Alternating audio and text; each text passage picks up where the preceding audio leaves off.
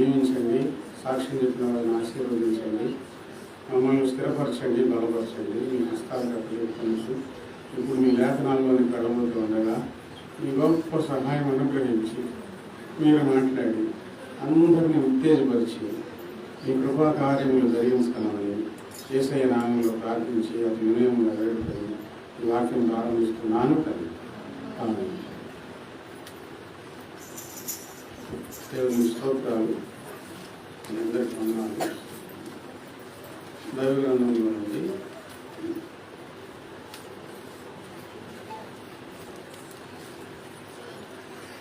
యోహాను రాసిన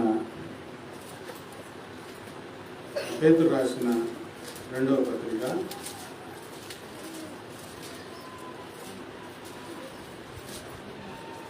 3వ అధ్యాయము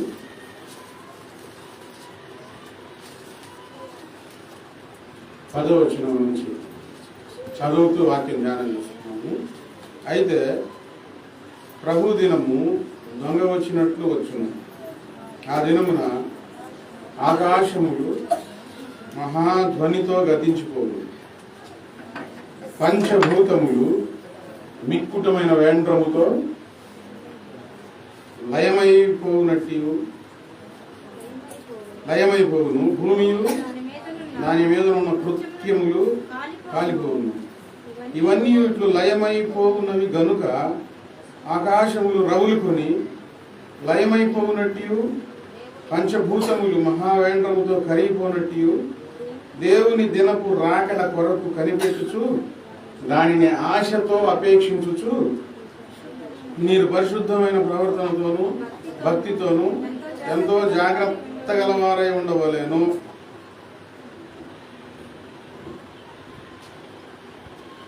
అయితే ప్రభు దినము దొంగ వచ్చినట్లు వచ్చును. ప్రభువుని నమ్మిన ప్రతివారు, బాప్తిసం తీసుకున్న ప్రతివారు వారి హృదయాలలో ఒక నిరీక్షణ ఉండాలి. ఒక దాని మీద మనసు పెట్టాలి, ఒక విషయం మీద.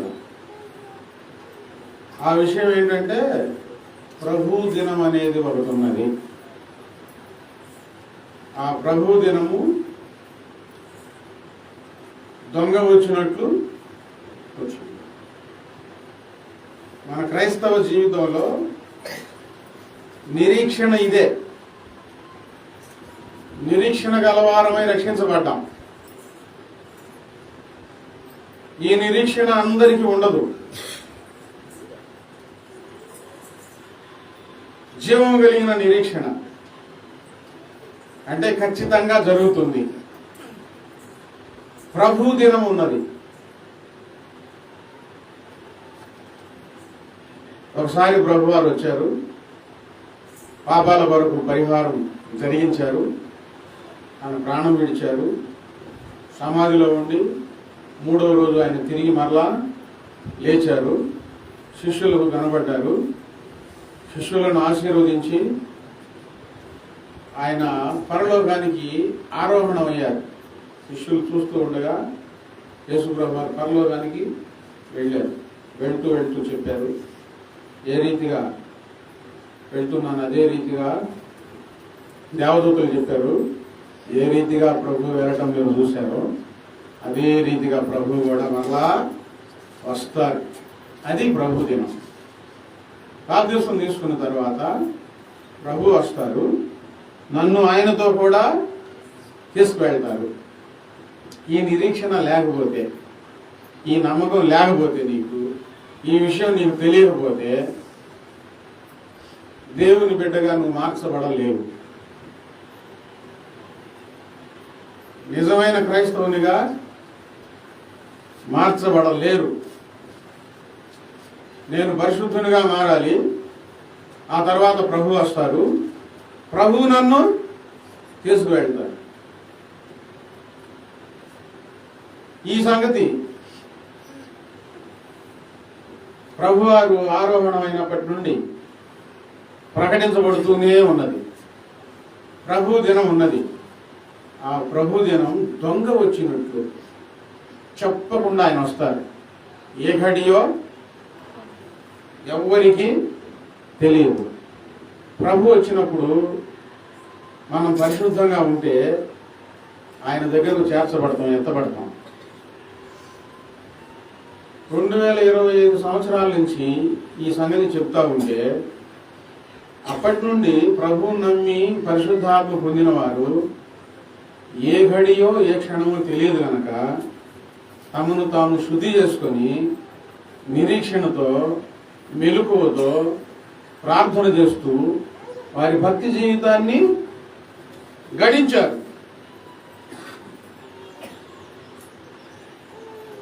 దేవుని నమ్మిన తర్వాత ఈ జీవితం మనందరిలో ఉండాలి. ప్రభువు రాకడ ఎప్పుడో తెలియదు.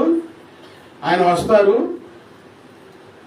ఆయన వచ్చినప్పుడు నేను సిద్ధంగా ఉండాలి, ఆయనతో కొనిపోవాలి, ఎత్తబడాలి అని. ఇప్పుడు రైల్వే స్టేషన్కి కానీ బస్ స్టేషన్కి కానీ వెళ్ళినప్పుడు మన మనసు అంతా దేని మీద ఉంటుంది? దేని మీద ఉంటుంది? ప్రయాణం చేయాలి, అలాంటి టైంకి రైలు వస్తుందని చెప్తారు. ఇక్కడ టైం చెప్పలేదు అని అక్కడ చెప్తారు. అప్పుడు మనసు మధ్యలో ఎవరైనా వచ్చి మాట్లాడుతున్నారు అనుకోండి, మనసు దేని మీద ఉంటుంది? ఆ బస్సు సంగతి మర్చిపోయి ఎంతో మాట్లాడుతా కూర్చుంటారా? ఏదైనా తినాలనిపించింది అనుకోండి, పోయి తింటా కూర్చుంటారా?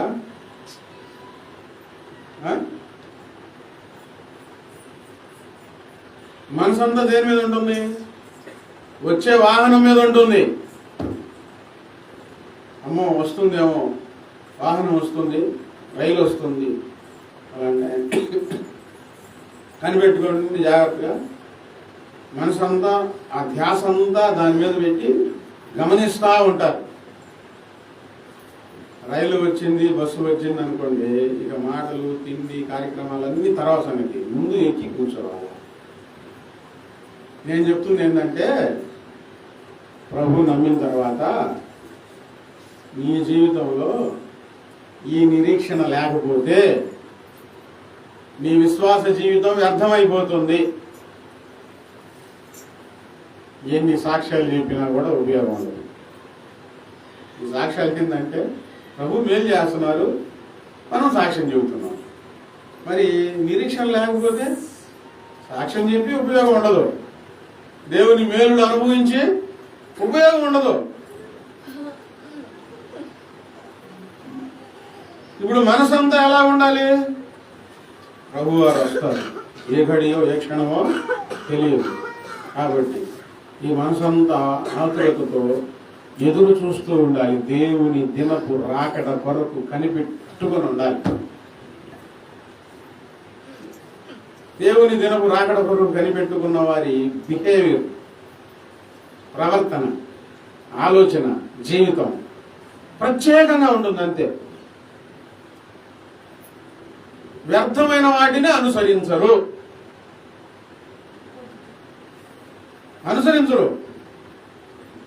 మనసంతా దేవుని దినపు రాకడ కొరకు ఉంటుంది.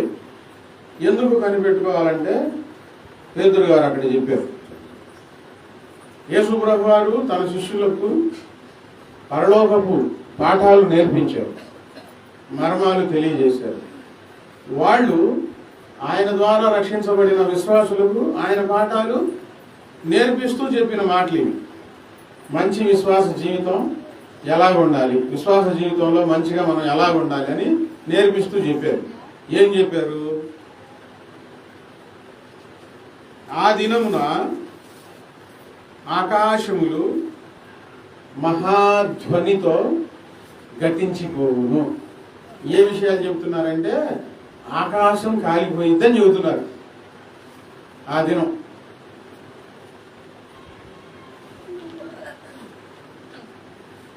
ఆకాశం కాలిపోయిద్ది. ఇన్నాళ్ళు మీ భక్తి జీవితంలో, ఈ ఆత్మీయ యాత్రలో ఈ సంగతి ఎన్నిసార్లు విన్నారు?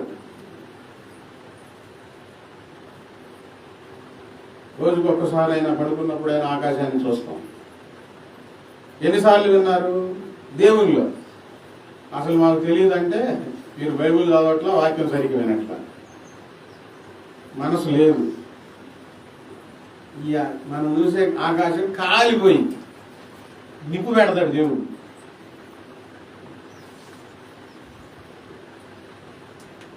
ఎలా కాలిపోతుంది? మహాధ్వనితో గతించిపోవు. గాలి శబ్దం విన్నారు, నీళ్ల శబ్దం విన్నారు, మెరుపు శబ్దం విన్నారు, పిడుగులు పడేటప్పుడు ఆ శబ్దం విన్నారు, వర్షం వచ్చే శబ్దం విన్నారు. ఇక్కడ ఆకాశం ధ్వని, ఆకాశపు ధ్వని కాలిపోతూ మహాధ్వనితో గతించిపోతా ఉంటే ఆ రోజు ఒకటి ఉంది.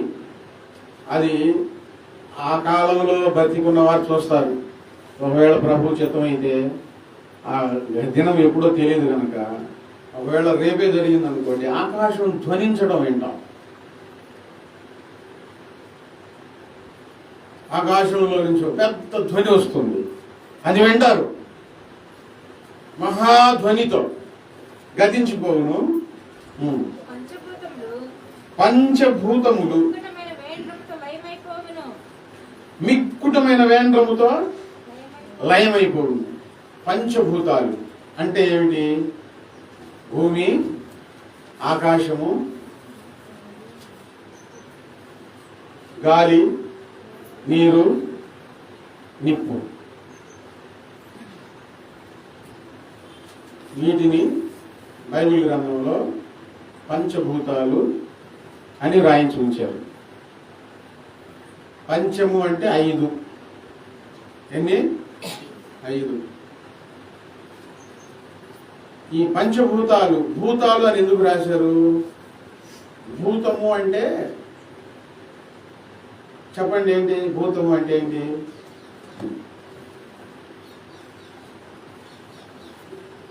అది తెలుసు, మాకు ఇది తెలుసు, ఇప్పుడు చెప్పండి. భూతం అంటే ఏంటి? అరే ఏది చెప్పలేరు? మీ కళ్ళకు నాకు పై పడ్డం ఉంది, ఏం చెబుతున్నారు అర్థం కాక. వచ్చాడు కూర్చుంటే మంచిది.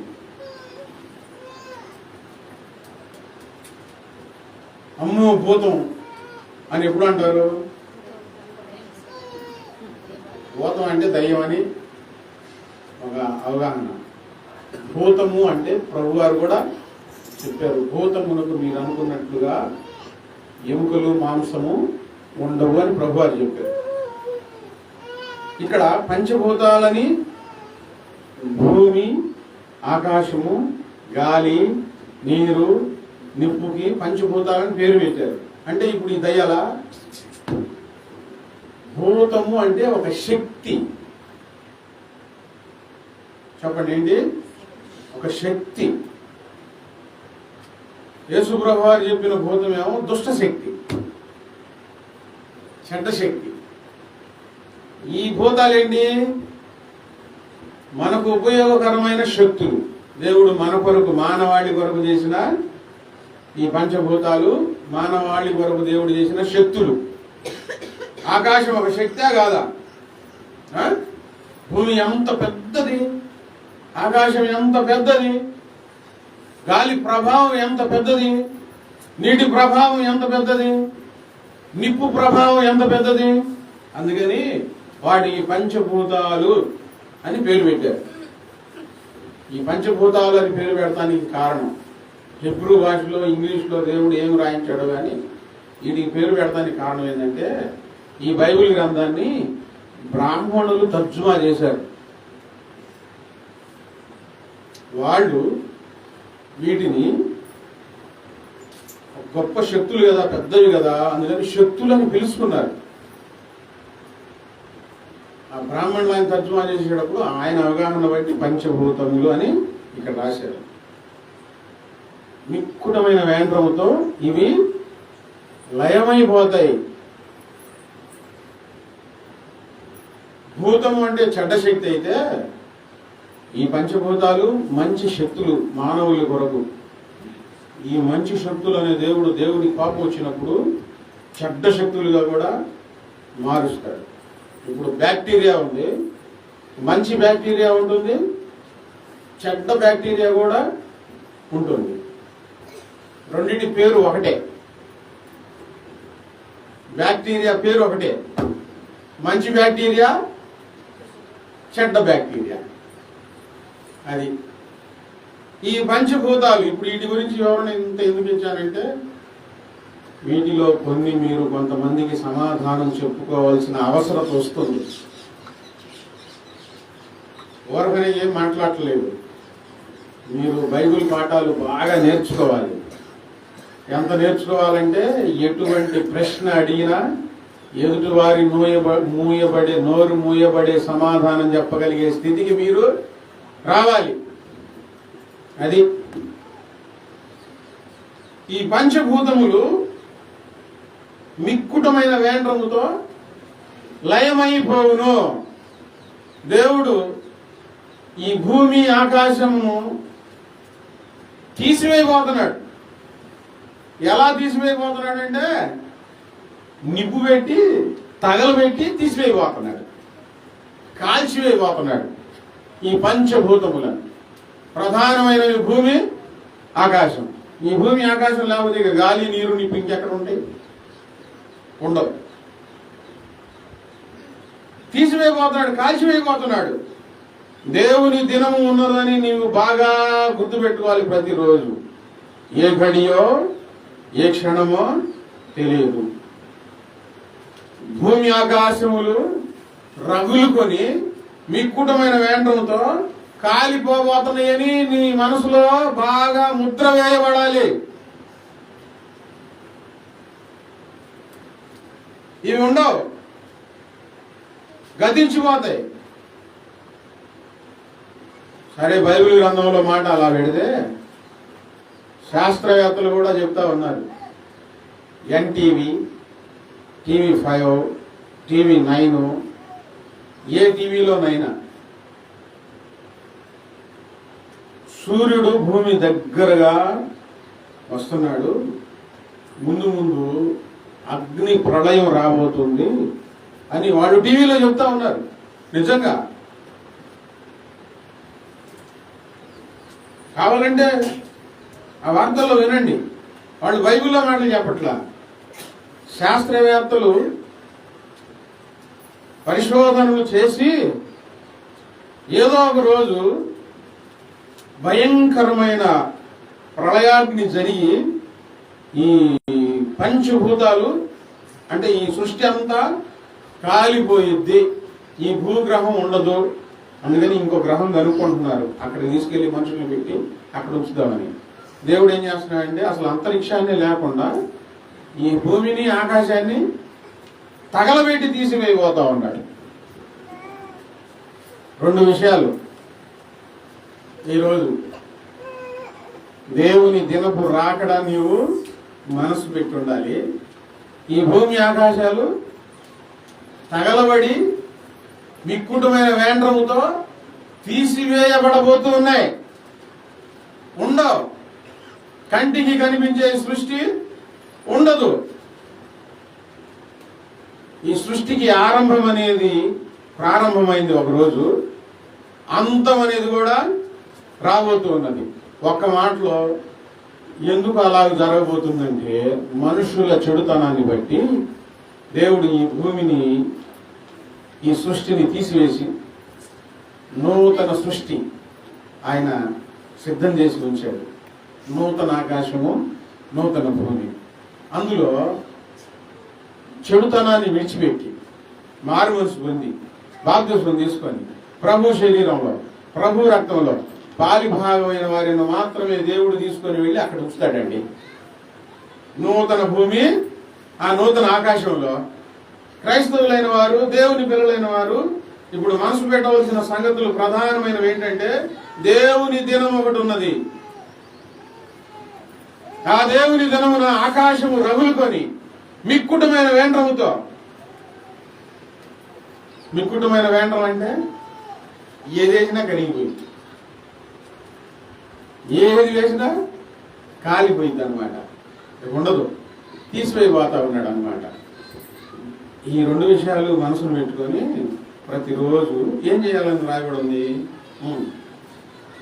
ఇవన్నీ ఇట్లు లయమైపోవునవి గనుక ఆకాశములు రగులుకొని లయమైపోవునట్టు పంచభూతములు మహావేంద్రముతో కరిగిపోవునట్టు దేవుని దినపు రాకడ కొరకు కనిపెట్టుచు దానిని ఆశతో అపేక్షించవచ్చు. ఇప్పుడు మన భక్తి జీవితం యొక్క ప్రధానమైన లక్ష్యం ఏంటి?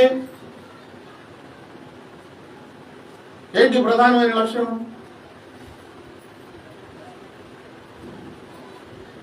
ఆ దేవుని దినపు రాకడ కొరకు కనిపెట్టుకోవడం ప్రధానమైన లక్ష్యం అయి ఉన్నది. ఈ నిరీక్షణ నీలో లేకపోతే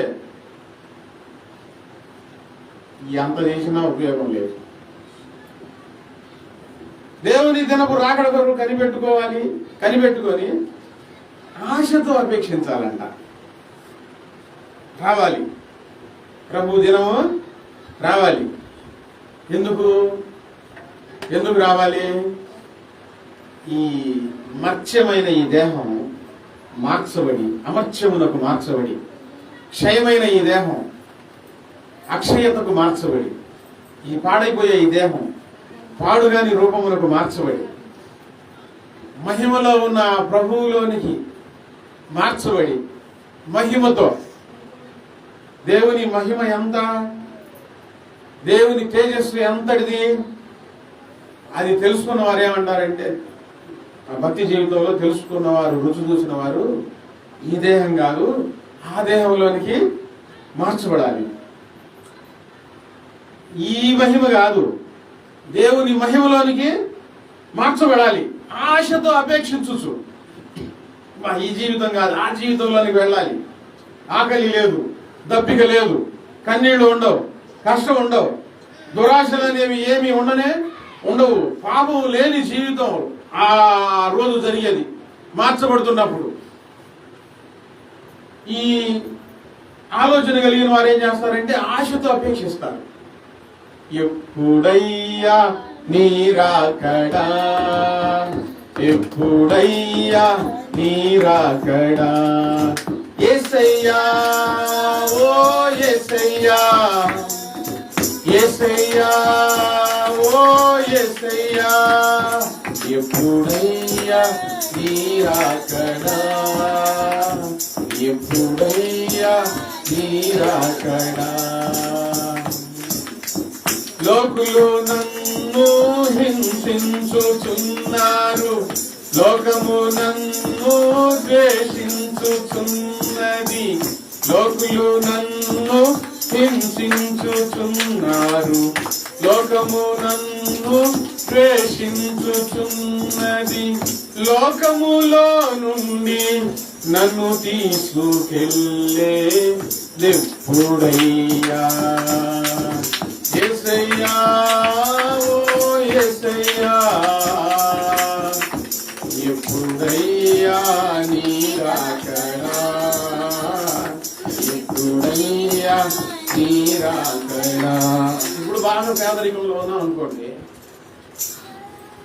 ఏదో ఒక శుభవార్త వినపడింది, ఇదిగో ఫలానా రోజు ఫలానా సమయంలో మీ పేదరికం అంతా పోయి మీరు గొప్ప ధనవంతులు అయిపోబోతున్నారు, ఆ రోజు వరకు కనిపెట్టుకోండి, ఖచ్చితంగా జరిగిద్ది ఇది అని ఎవరైనా శుభవార్త వినిపించాలనుకోండి, ఈ ప్రాణం ఏం కొట్టులాడుతూ ఉంటుంది. ఆ రోజు ఎప్పుడు ఈ దరిద్రం అంతా పోయి ఆ భాగ్యం పొందుకునే రోజు ఎప్పుడు అని చెప్పి ప్రాణంలో ఏం కలుగుతుంది? ఆశ పడుతుంది. ఎప్పుడు ఆ రోజు ఎప్పుడు, ఆ రోజు ఎప్పుడు అని. నేను నా జీవితంలో జరిగిన ఒక సంఘటన, నా వ్యధలను బట్టి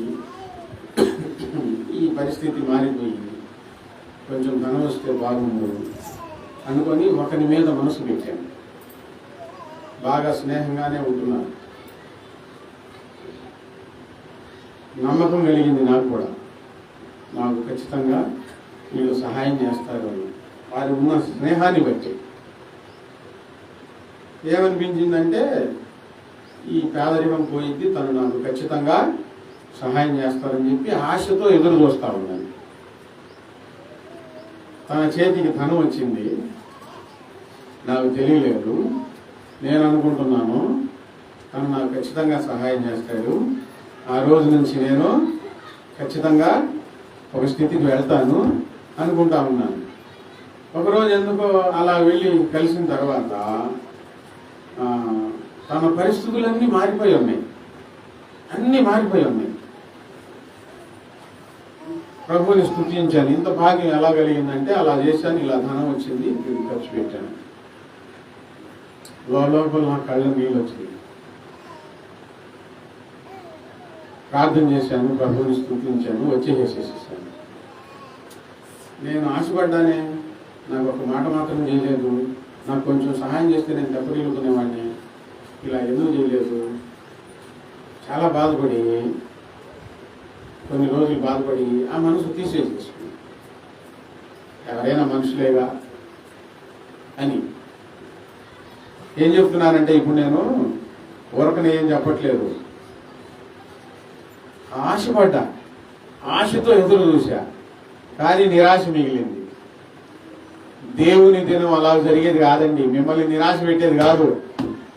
ఆయన వస్తానన్నాడు, ఖచ్చితంగా వస్తాడు.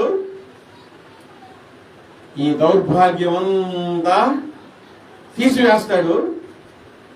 మంచి స్థితి మనకు కలుగుతుంది. అక్కడ డబ్బుతో పని లేదు, అక్కడ మనకు మహిమ శరీరం వస్తుందండి. రోగాలు మనల్ని అంటనే అంటవు, కష్టం ఏమాత్రం ఉండదు. మరి ఈ దినము రాకడ వరకు మనం ఎదురు చూడాలా వద్దా? ఎలా ఎదురు చూడాలి? నీరసంగానా, బాధతోనా? ఎలా ఎదురు చూడాలి?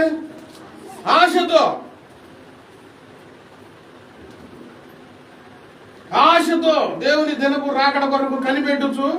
ఆశతో నీ విశ్వాస జీవితంలో ప్రార్థన చేయకుండా సన్నగిల్లుతున్నావంటే నీలో ఆశ ఏమైంది? చచ్చిపోయింది ఆశ. ప్రభువులో హుషారుగా పరిగెత్తలేకపోతున్నావు,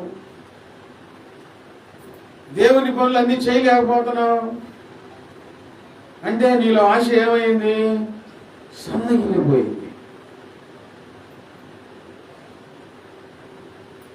ఏదో అట్లా కొంచెం ఆదివారం నెట్టుకొని వెళ్దాం, వదిలిపెట్టలేకపోతున్నారు. ఆశతో బలంగా ముందుకు పరిగెత్తలేకపోతా ఉన్నారు. ఇటు వదిలిపెట్టలేకపోతున్నారు. ఎలా ముందుకు సాగుతున్నారంటే నేరసంగా. వాక్యంలో ఎవరు రాయబడి ఉంది? ఆ దేవుని దినపు రాకడ కొరకు ఆశతో కనిపెట్టుచు. ఈరోజు నీ ప్రయాణం దేవుల్లో ఎలాగూ కొనసాగుతుంది? ఎందుకు పేతురు గారు ఆ మాటలు చెప్పారు విశ్వాసులకు? ఎందుకు చెప్పారు? ఈ భూమి, ఈ ఆకాశం, ఈ పంచభూతాలు మిక్కుటమైన వేంటంతో లయమైపోతాయని ఎందుకు చెప్పారు? ఇప్పుడు చెప్పండి, మీలో ఎవరైనా ఒక మంచి సమాధానం నాకు చెప్తారా? దేవుడు మీతో కూడా మాట్లాడుతున్నాడని ఎందుకు చెప్పాడు చెప్పండి? ఎవరు చెప్పలేరా?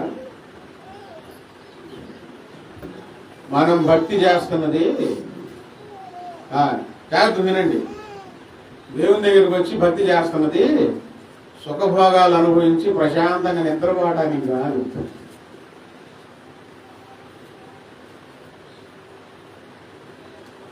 అది అన్యుల్లో జరిగే పని. ఇక్కడ దేవుడు నీకు ఒక సత్యం తెలియజేశాడు. ఈ లోకం శాశ్వతం కాదు, పరలోకం శాశ్వతం. ఆ పరలోకం కోసం నువ్వు బ్రతికి ఆ పరలోకపు రాజ్యాన్ని ఈ భూమి మీద నీవు నీ చేతులతో, నీ నోటితో, నీ జీవితంతో విస్తరింపజేయాలని దేవుడు నిన్ను పిలిచాడు. దేవుని దగ్గరికి వచ్చి ఇప్పుడు నీవు దేనికోసం బ్రతకాలి? నీవు సిద్ధపరచుకొని దేవుని ఎదుట చక్కగా నిన్ను కనబరుచుకొని, ప్రభువా నాతో పాటు ఇదిగో కొంతమంది సమూహాన్ని నేను సిద్ధం చేశానయ్యా, అని ఆ దేవుని ఎదుట నిలవబడటానికి నీవు సిద్ధం చేసుకోవాలా. దేవుని నమ్ముకున్నాను, దేవుని దగ్గరికి వచ్చాను, ఏమి అర్థం కావట్లేదు, అన్నీ శ్రమలే, నాకేం కలిసి రావట్లేదు, నేను అనుకున్న జరగట్లేదు, నేను ఈ పొరపాటు ఎందుకు చేశాను, ఏ పొరపాటు, దేవుడిని ఎందుకు నమ్ముకున్నాను, ఎందుకు బాప్తీసం తీసుకున్నాను. కొంతమంది అంటున్నారు పొరపాటును బాప్తీసం తీసుకున్నానే అంటే దేవుని విషయాలు ఇంకా నీకు సరిగ్గా అర్థం కాలేదు, దేవుని సంగతులు ఇంకా నీకు సరిగ్గా తెలియలేదు. దేవుని ఎందుకు నమ్ముకుంటున్నావంటే దేవుణ్ణి నమ్ముకొని దేవుడు సకల ఐశ్వర్యములు అనుగ్రహిస్తే ఈ భూమి మీద తిని భోగం అనుభవించి దేవుడు నన్ను దీవించాడని చెప్పుకోవడానికి. మటన్ కావాలనుకుంటే మటన్ రావాలి, చికెన్ కావాలనుకుంటే చికెన్ రావాలి, ఇంకా ఏమున్నాయి, చేపలు కావాలనుకుంటే చేపలు రావాలి, బంగారం కావాలనుకుంటే బంగారం రావాలి, మంచి వస్తువులు కావాలనుకుంటే మంచి వస్తువులు రావాలి, సాక్ష్యం చెప్పాలి, నిలబడి సాక్ష్యం చెప్పాలి దేవుడిస్తే. ఇందుకోసం కాదు దేవుడు పిలిచింది, నీ ఆలోచనలేమో అయ్యి, ఇందుకోసంగా దేవుడు పిలిచింది. కాలిపోబోయే ఈ నాశన పాత్రమైన ఈ సృష్టిలో నుంచి దేవుడు నిన్ను బయటికి తీసి యుగ యుగాలు ఉండే ఆ నూతన సృష్టిలో దేవుడు నిన్ను ఉంచడానికి దేవుడు నిన్ను పిలిచాడు.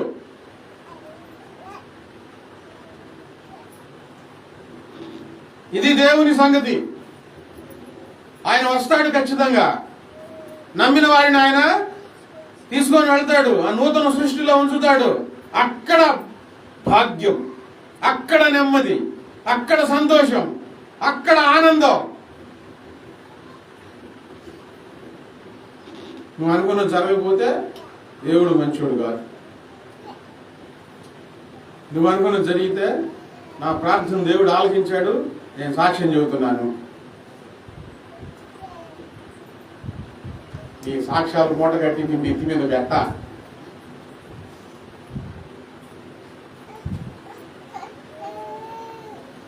సాక్ష్యాలు చెప్పాలి, సిద్ధపడుతూ సాక్ష్యం చెప్పాలి. దేవునికి స్తోత్రం. నువ్వు సిద్ధపడుతూ సాక్ష్యం చెప్పాలి. నువ్వు సిద్ధపాటు లేకుండా, ఇప్పుడు అసలు విషయానికి వస్తున్నాను. ఈ భూమి ఆకాశం కాలిపోబోతుంటే నీ విజన్ ఎటుంది, నీ దర్శనం ఎటుంది? దేవుని పిల్లలు ఏం చేయమని చెప్పారు అక్కడ? ఆశతో అపేక్షించు మీరు పరిశుద్ధమైన ప్రవర్తనతోను భక్తితోను ఎంతో జాగ్రత్తగా ఉండాలి. దేవుడిచ్చిన ఈ భాగ్యాన్ని పోగొట్టుకోకుండా పరిశుద్ధమైన ప్రవర్తన వచ్చిందా?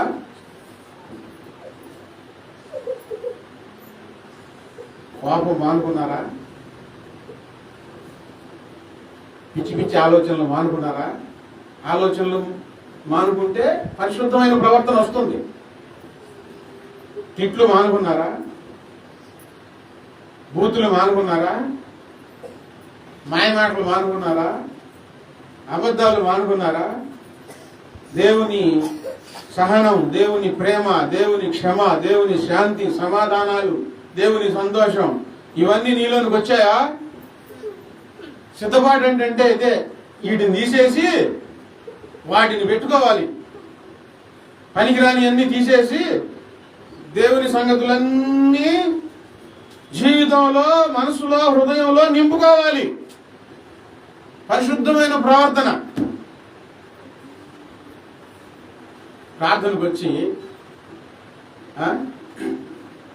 పాడబడినప్పుడు పాడబడి, ప్రార్థన చేసేటప్పుడు ప్రార్థన చేసి, ఈ కంటికి అందమైనది కనబడం వల్ల ఏమన్నారు చేతల మొహం వేసుకొని ఏమన్నారా?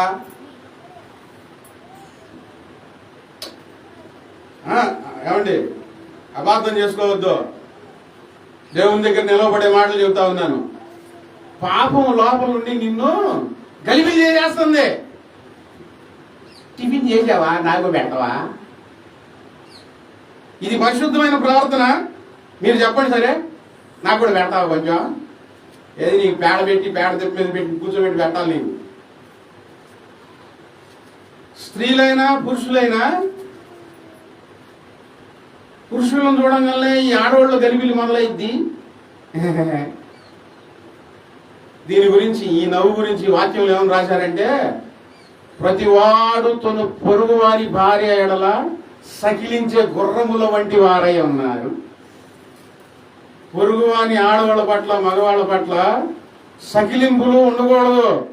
పరిశుద్ధమైన ప్రవర్తన ఉండాలా.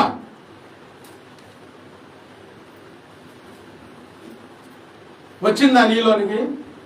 చూపులు మారా?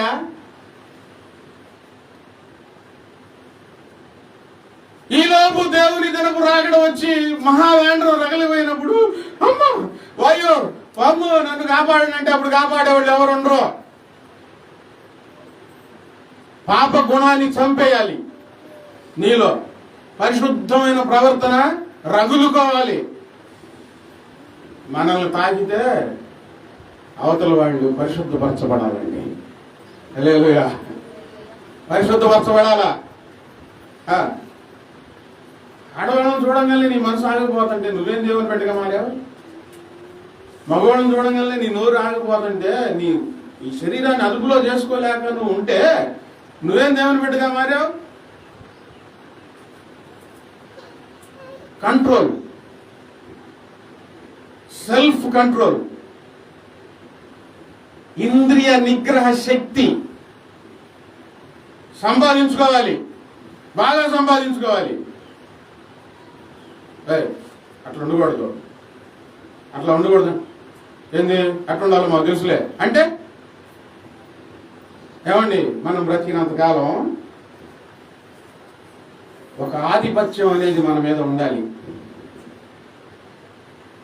దేవుని ఆధిపత్యం మన మీద ఉండాలి. ఇంట్లో వాళ్ళ భయం మన మీద ఉండాలి. నా ఇష్టం, నాకెవరు చెప్పొద్దంటే నీ మీద ఎవరు ఆధిపత్యం లేదు. స్వేచ్ఛాపరురాలవై, స్వేచ్ఛాపరుడువై నిన్ను నీవు పాడు చేసుకుంటున్నావు. అది తప్పు అంటే వెంటనే అయిపోవాలా. పరిశుద్ధమైన ప్రవర్తన నీలోనికి రావాలి. మీరు పరిశుద్ధమైన ప్రవర్తన గలవారై, పరిశుద్ధమైన ప్రవర్తనతోనూ భక్తితోనూ ఎంతో జాగ్రత్తగా ఉండాలి. ఈ భూమి మీద, ఈ భూమి కాలిపోక ముందు, మనం ఈ లోకాన్ని విడవక ముందు ఎంత జాగ్రత్తగా ఉంటున్నారు? మీ ప్రవర్తన విషయమై మీరు ఎంత జాగ్రత్తగా ఉంటున్నారు? ఇంకొక సమితి, ఈ భూమి ఆకాశాలు కాలిపోబోతున్నాయి కదా, మనం ఏం సంపాదించుకొని ఏం ఉపయోగం? కొలస్సీలకు రాసిన పత్రిక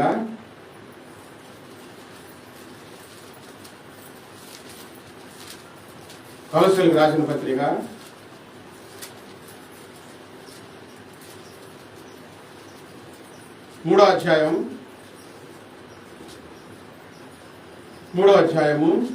1వ వచనం, మీరు క్రీస్తుతో కూడా లేపబడిన వారైతే పైనున్న వాటినే వెతకండి. అక్కడ క్రీస్తు దేవుని కుడిపార్శ్వమున కూర్చొని ఉన్నాడు. పైనున్న వాటి మీదనే కానీ భూ సంబంధమైన వాటి మీద మనసు పెట్టుకోవద్దు. ఎందుకు? ఈ భూమి ఆకాశాలు కాలిపోబోతున్నాయి, వాటి మీద మనసు పెట్టుకోవద్దు. మీ మనసు ఎక్కడ పెట్టాలి? పైనున్న వాటి మీదన, పరలోకం మీద పెట్టాలి. ఈ భూమి మీద పరిశుద్ధమైన ప్రవర్తనతో, భక్తితో ఎంతో జాగ్రత్తగా బ్రతకాలి. అప్పుడు నీవు రక్షించబడతావు. రక్షణ తీసుకున్నది ఒక వంతు అయితే, రక్షించబడేది ఒక వంతు. నాశనం నుంచి రక్షించబడేది మరొక వంతు. నువ్వు పిలువబడ్డావు, నువ్వు పరిశుద్ధపరచబడాలి. నువ్వు పిలువబడ్డావు, నువ్వు దేవుని పని చేయాలి. నువ్వు పిలువబడ్డావు, నువ్వు చక్కబెట్టుకోవాలి, నువ్వు సిద్ధం చేసుకోవాలి. ఇప్పుడు ఒక అందమైన ఇల్లు నా కొరకు కష్టపడి దేవుని దగ్గర ఉపవాసాలు ఉండి ప్రార్థన చేసుకొని ఒక ఇల్లు నేను కట్టుకున్నాను అనుకోండి, ఈ లోపు దేవుని దినపు రాకడ వచ్చింది అనుకోండి, ఇంక మీరు చెప్పండి ఇప్పుడు ఏమవుతుంది? ఇదంతా వదిలిపెట్టి వెళ్ళాలిగా. అందుకే ప్రభువారు ఏం చెప్పారంటే, ఈ భూమి మీద మీరు వేటిని కూర్చుకోవద్దు, మీ ధనము కూర్చుకోవద్దు, పరలోకంలో మీ ధనాన్ని కూర్చుకోండి. అక్కడ దొంగ రాడు, అక్కడ చిమ్మెట పట్టదు. మనసు భూమి మీద వాటి మీద పెట్టొద్దు, మనసు దేవుని మీద పెట్టాలి, మనసు పరలోకం మీద పెట్టాలి. ఇక్కడ మనం సిద్ధపడాలి. భూమి మీద ఎంత సిద్ధపడ్డారు, ఎంత పరిశుద్ధమైన ప్రవర్తన వచ్చింది, ఎంత ప్రార్థనా జీవితం వచ్చింది. దేవుని పిల్లలారా, ఒకవేళ మందిరానికి రావడానికి ఒకవేళ వీలు రాకపోతే ఇంట్లో ఎంతసేపు మోకరించి ప్రార్థన చేస్తున్నాం? ఎంతసేపు ప్రార్థన చేస్తున్నారు? ప్రార్థన చేయకపోతే పరిశుద్ధత ఎట్లా వస్తుంది? ప్రార్థన చేయకపోతే భక్తి జీవితం స్థిరత్వం ఎట్లా వస్తుంది? వస్తుందా స్థిరత్వం? స్థిరపడగలుగుతావా? రాదు కదా. ప్రార్థించి నువ్వు జయించాలి, ప్రార్థించి నువ్వు పరిశుద్ధపరచుకోవాలి. ఇంట్లో నువ్వు ప్రార్థన చేయడం మొదలు పెట్టావనుకో, మందిరానికి కూడా వస్తావు, అన్ని ఆరాధనలో పాల్గొంటావు. ఎందుకంటే ఏ రోజు ఏం జరుగుతుందో తెలియదు. ఒకవేళ తెలిస్తే మీరు ధైర్యంగానే ఉండండి, నాకు సంతోషమే. అయ్యా మాకు తెలియట్లేదే అనుకుంటే అవకాశం దొరికినప్పుడల్లా ప్రభు పాదాల దగ్గర మోకరించి బాగా ప్రార్థన చేసుకోండి. అది చాలా ఉత్తమము, చాలా మంచిది. బాగా ప్రార్థన చేయండి. మనసు నిర్మలపరచబడుతుంది, ఆలోచనలపై జయం కలుగుతుంది, పరిశుద్ధమైన ప్రవర్తన వస్తుంది, వాక్యం అర్థమవుతుంది, వాక్య ప్రకారం జీవించగలుగుతాం బాగా ప్రార్థన చేసినప్పుడు. పరలోకంలో కూర్చోవడానికి సిద్ధపడాలి. ఒక సంగతి చెప్పి వాక్యం ముగిస్తాను. నిన్న ఇక్కడ మన దగ్గరికి మాణిక్యం భాష గారు 77 సంవత్సరాలు ఆయన ప్రతి సంవత్సరం వస్తున్నాడు. మొన్న కూడా వచ్చారు, పోయిన సంవత్సరం రాలేకపోయారు, వేరే రాష్ట్రంలో ఉండి. ఆయన ఒక చోటకు ప్రార్థనకు ఆహ్వానించబడితే అక్కడికి ప్రార్థనకు వెళ్ళారంట ఆయన. ఆమె సాక్ష్యం, వాళ్ళు లంబాడి, ఆమె కడుపులో గడ్డొచ్చింది, క్యాన్సర్. డాక్టర్లు చెప్పారు ఇంకా మా చేతుల్లో లేదమ్మా, నువ్వు చచ్చిపోతావని చెప్పారు. అప్పుడు ఆమె ప్రార్థనకు వెళ్ళిందంట. ఏదైనా ఇక ఈ భూమి మీద ఏ ఆశ లేనప్పుడు అప్పుడు యేసు ప్రభు గారు గుర్తుకు వస్తారు. వెళ్తే అక్కడ ఒకడు పుస్తకం ఇచ్చారండి, ప్రార్థన చేయించుకొని, అమ్మ ఈ పుస్తకం నీ దగ్గర పెట్టుకోవచ్చు చదువుకో. అది వెలుగు అనే పుస్తకం, దైవజనుడు రాసిన పుస్తకం.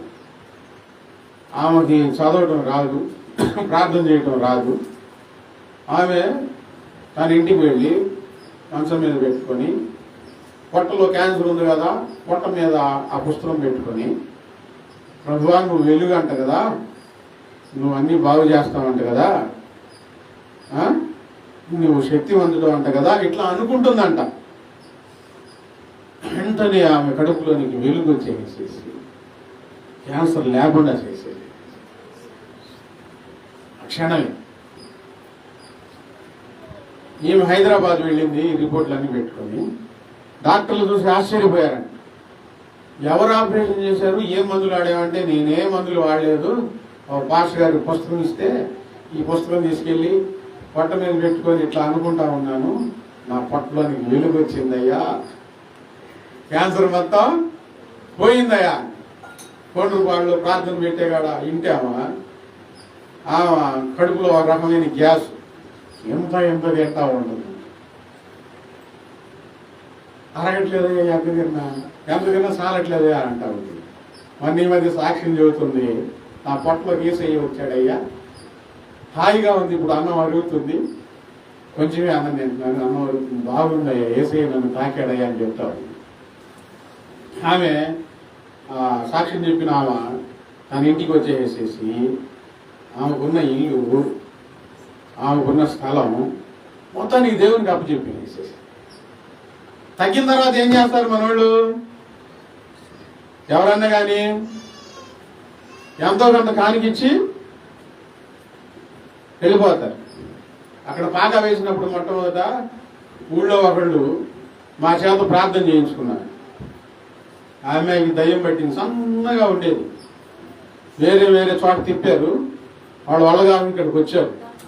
మేము కొన్ని వారాలు వెళ్ళి ప్రార్థన చేశాం. తగ్గక ముందు బాగానే వచ్చారు మందిరానికి, దూరం అనలా. తర్వాత ప్రార్థన చేసిన తర్వాత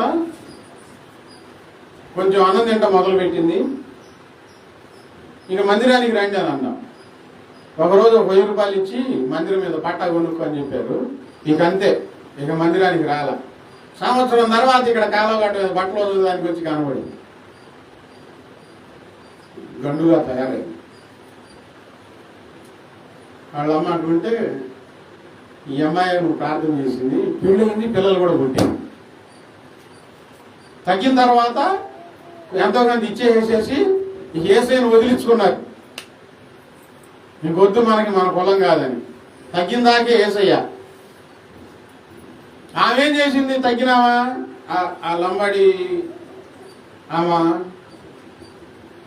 నిర్ధారణ అయిపోయిన తర్వాత ఇంకా నీకు క్యాన్సర్ లేదు అని డాక్టర్లు చెప్పిన తర్వాత ఇంటికి వచ్చి తన ఇల్లు, తన స్థలం అంతా మందిరానికి ఇచ్చే సేవకు వాడుకున్నాయి.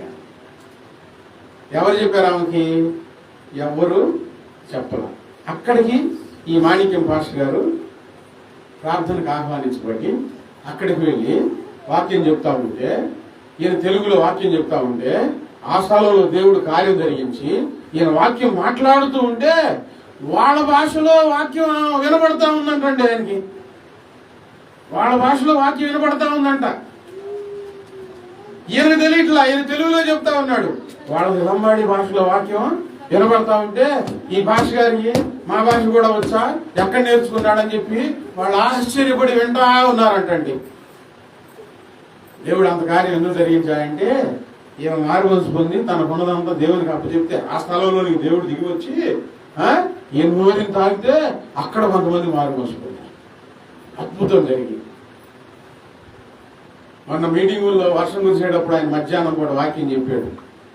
మహిమ గుడారం వలె నీ మీద కప్పబడుతుంది, కోటి లక్షల కోట్ల వోల్టేజ్ కూడా ఈ మహిమను తాకి నీ దాకా రాదు అని. నాకు చాలా ధైర్యం వచ్చింది ఆ వాక్యం వింటూ ఉండగా. ఏది నేనేం చేయలేదని. ఈ రోజు నేను చెప్తున్నాను పిల్లారా, దేవుని మహిమ మన మీదకు కమ్ముకొని ఉన్నది. దేవుని మహిమ మన చుట్టూ ఉంటుంది. ఈ దేవుని మహిమ మన చుట్టూ ఉంటున్నప్పుడు, దేవుని మహిమ మనకు కాపుదలగా ఉన్నప్పుడు మనం ఏం చేయాలంటే సిద్ధపడాలి.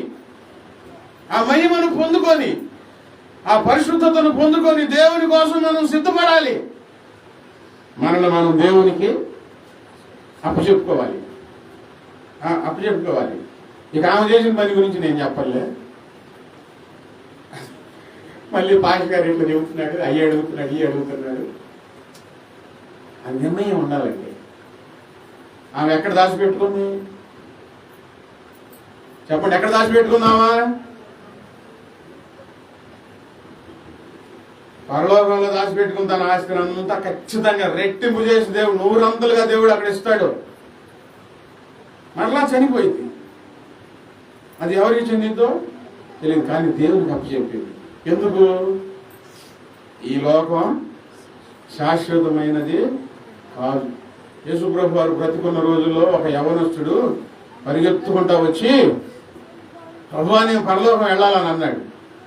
అయితే ఆజ్ఞలు పాటించు అని అన్నారు ప్రభు వారు. నేను చిన్నప్పటి నుంచి అవన్నీ పాటిస్తున్నాను ప్రభు అని. అయితే ఒక్కటి కొదువుగా ఉంది, నువ్వు వెళ్ళి నీకున్నదంతా అమ్మేసేసి పేదలకు పంచి వచ్చి నన్ను వెంబడించు, నేను అక్కడికే వెళ్తున్నా, నన్ను వెంబడించంటే మనసు ఒప్పుకోవాలి. కొంతమంది ఇట్లా చెప్తారా, దేవుని కోసం ఇయ్యాలంటే 100, 50 కాదు, మహా అయితే 500, మహా అయితే 1000 రూపాయలు దేవుని కోసం ఇచ్చాం మేము. మిగతాది ఏం చేసాం? దాచిపెట్టుకున్నాం. దాచిపెట్టుకున్న వాళ్ళు ఏమయ్యారు? అననీయ సఫీరాలు ఏమయ్యారు? ఏమయ్యారు? అసలు కాకుండా పోయారు.